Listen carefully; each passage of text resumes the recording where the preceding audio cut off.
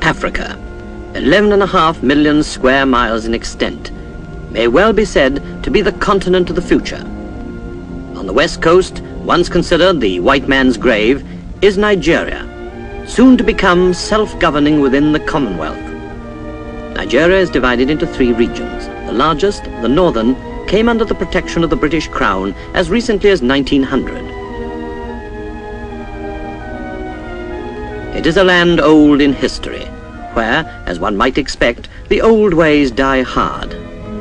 Once, camel trains left for the long trek across the Sahara to the Mediterranean. Today they bring goods of many kinds to the markets of Nigeria. An African market is more than just a place for buying and selling. It is the center of the community.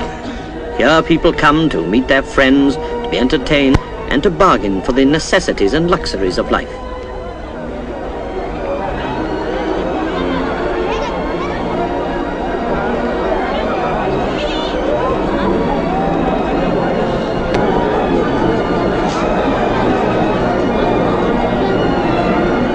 There are snake charmers to watch, an age-honored pastime which never seems to pall.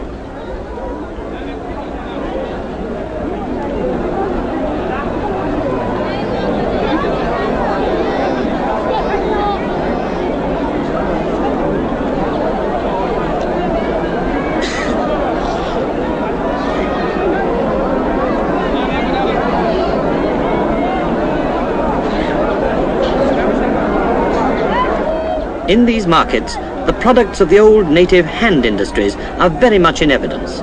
Ornamental glasswork from Bida, for instance, is prized by the ladies for its fragile beauty.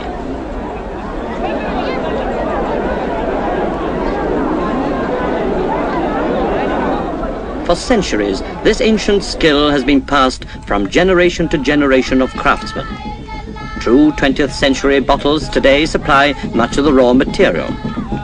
But it in no way detracts from the quality which lies hidden in the loving care of those who all their lives have tended the fires and wrought with infinite patience the red-hot fragments of glass.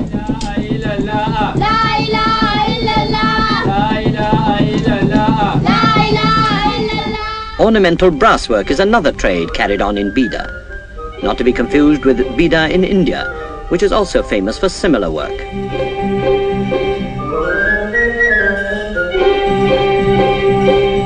The reconciling of modern production methods with the older skills is one of the problems which is being solved by the northern region's government. It is mainly a problem of time and education. Many of the old village potters, for instance, know nothing of modern tools. Even the elementary wheel is unknown to them. For long centuries, they have fashioned round pots like this, without mechanical aids of any kind. Now, in order to keep alive and foster the making of fine pottery, the government has set up a training center at Abuja in the Niger province. Preference is given as students to the traditional native potters, and exhibitions of Abuja's work have been held in many world capitals. There are examples of it in the British Museum.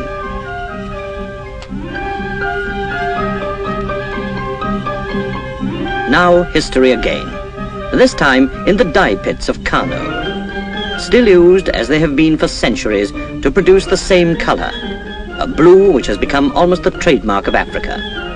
Many long lifetimes have been spent in dipping and re-dipping the material until the color becomes a part of it. Weaving is perhaps one of the most worldwide of cottage industries. As in other lands, every effort must be made to prevent it dying out completely, else the art of craftsmanship will soon be lost. But in a growing country, the older methods must give place to new ones. And here in Kaduna, a big new textile mill is in production.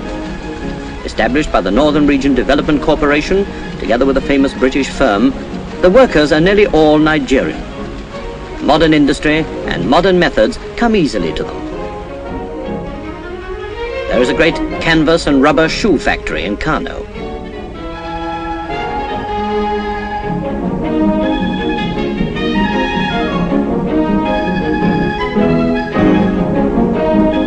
Homegrown rubber from western Nigeria is used, and many thousands of pairs are turned out every month. The Northern Region now cans her own food. A tinned meal, that product peculiar to modern civilization, is growing in popularity as the speed of life increases. The trend is worldwide, and Nigeria is no exception. In every branch of industry, more modern methods are being employed to keep pace with the times, and that goes for fizzy, non-alcoholic drinks. Mechanized industry is rapidly becoming more and more a part of modern Nigeria. New plants are springing up everywhere. Everything from peppermint sweets, made and wrapped by the latest machinery, to luxury articles like cosmetics are being turned out by northern factories in ever-growing quantities. But groundnuts remain the greatest single industry of the region, supplying both home and export markets. Big new crushing mills extract the oil.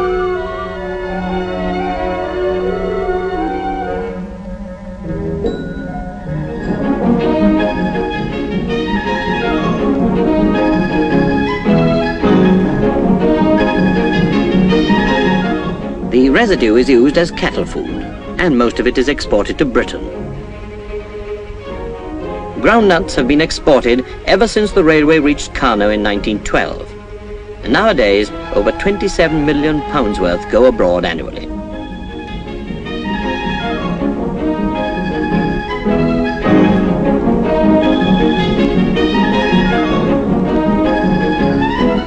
There are considerable tin reserves in the Jos area, the highest point of the region, and modern open-cast methods are used to mine it.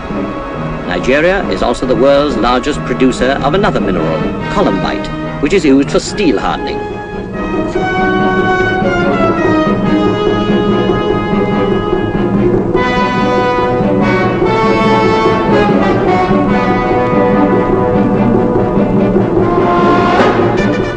Afterwards, as in British open-cast sites, the soil is put back and the land returned to agriculture. For agriculture is still the main occupation of the region's 18 million people, 2/3 of which depend on groundnut cultivation for their living. Other crops are grown on a smaller scale. Yams, for instance, are mainly for home consumption. Nowadays, great efforts are being made to increase the yield of rice. Cotton is another of the northern region's most profitable exports. But it's perhaps in the vast cattle areas that we can best see the old way of life, particularly that of the Fulani tribe, the traditional herdsmen of the north. Even in so ancient a pursuit, the administration has had to take a hand.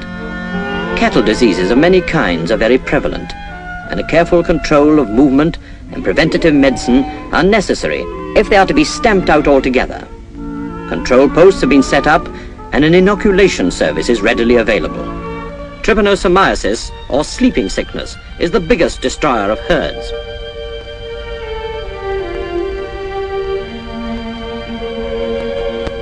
The same disease attacks human beings as well, and the Ministry of Health operates special clinics for its prevention and cure. The people are also being taught how to control the infection carrier, the tsetse fly.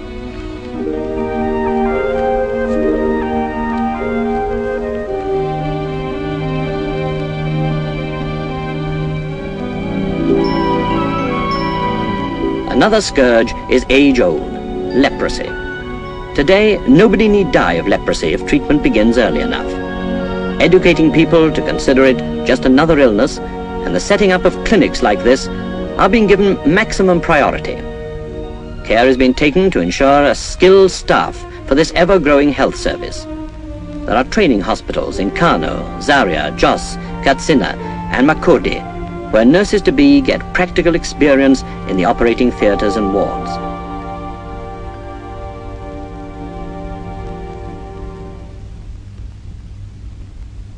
the northern region is very aware of the fact that better health for young and old alike is of the highest importance to Nigeria's progress.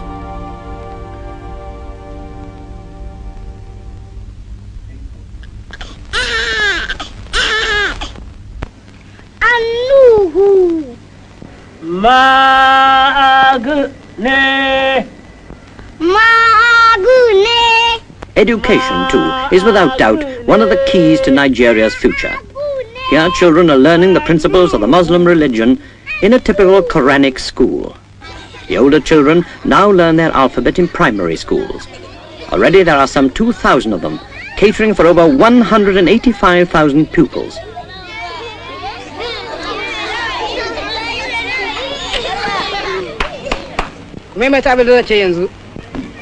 A, B, C. A over x minus 3 plus B over x minus 3 squared plus C over x... Higher education is provided in the colleges. This one is at Zaria. Throughout the region, schools of many kinds covering many subjects have been opened. For the people are well aware that self-government will carry many responsibilities, and only a well-learned community can hope to make progress in single competition with other lands. Female education, too, is becoming more general, and girls now have the opportunity to learn a wide range of subjects previously denied to them.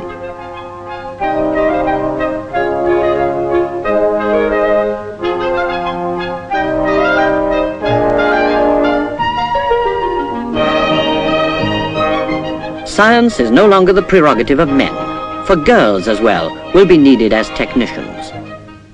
Already more and more jobs are being filled by Nigerians, which in the past they have not been fitted to undertake.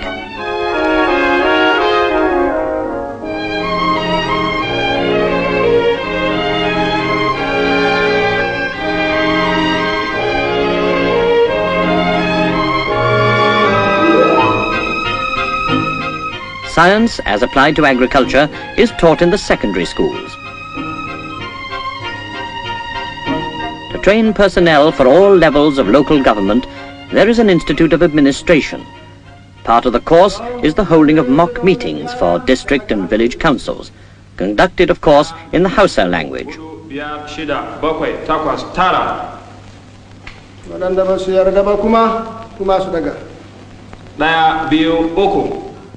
The Institute plays an important part in the drive to Nigerianize the regional government.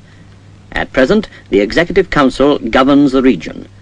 Here in Lugard Hall, Kaduna, a meeting is in progress, presided over by the governor and attended by the Premier and Cabinet. Why is this legislation necessary when we already have two similar legislation, one of which was enacted this year? Perhaps you'd care to explain that point, Premier. Yes, sir. The Northern Regional Government does not raise loan directly other than from the Northern Regional Marketing Board. Our previous legislation did not give us power to raise loan from the Federation, and that is why this law is necessary. The more local functions of government are carried out by councils. The natural ruler of the area presides. In this case, the Sultan of Sokoto. Again, the proceedings are in Hausa. As in Britain, the system is one of decentralization, with the various levels corresponding to the county, borough, town and parish councils, each with its own responsibility for various aspects of the administration. Here, for instance, is a district council in session. The members are nominated by popular vote in the villages and hamlets. Fine mosques bear witness to the devout faith of the majority. Unlike the other regions, the population of the north is predominantly Muslim, but complete religious toleration is enjoyed. Anyone may worship as their conscience guides and in the place of their choice. There are many Christians and many churches.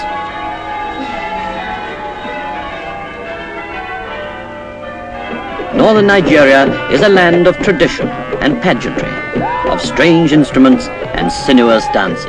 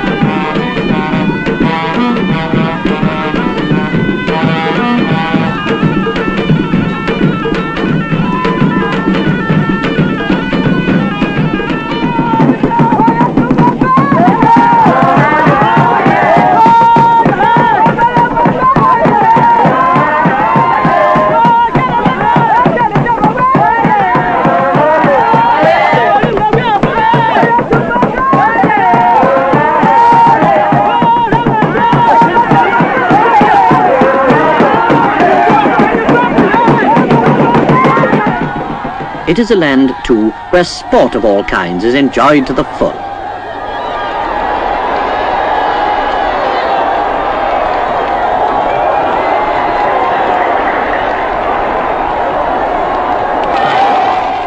To Western eyes, perhaps the rule seems strange, but it's all part of the fun in Nigeria.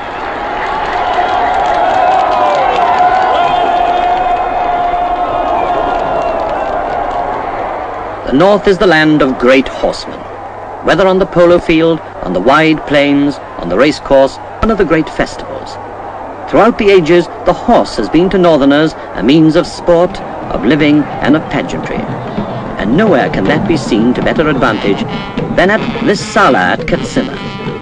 The Emir rides in magnificent procession to the show, which is a smaller edition of the Durbar staged for Her Majesty the Queen.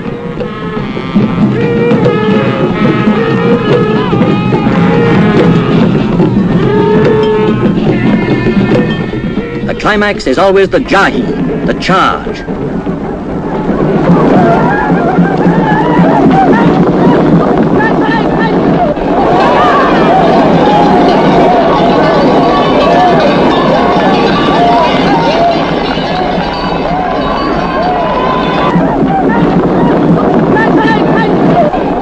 This is the old Nigeria, as the horsemen paid tribute to their emir, symbolic of old undying traditions of loyalty and service.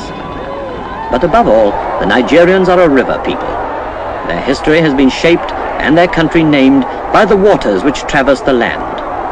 The Niger and its great tributary, the Benue, have through long ages been trade route and lifeline, as well as a means of competition and sport. There is nothing a Nigerian likes better than a regatta, like this one at Pategi.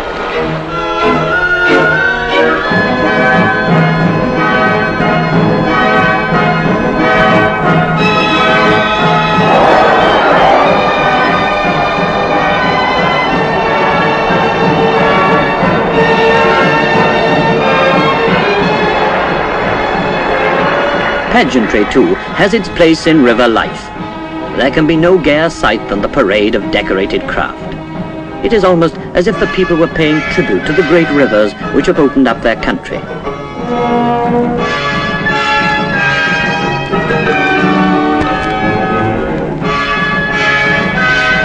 It's to youth that the future belongs. For all her long historic past, Nigeria is a young country, growing, even as a child grows towards maturity, to full nationhood within the British Commonwealth. Modern skills and modern thought are playing an increasing part in life, and the foundations have been well laid by other, older hands. The people of northern Nigeria face the future with confidence, knowing that with the natural resources of their land and by their own efforts, they can justify the proud title of Giant in the Sun.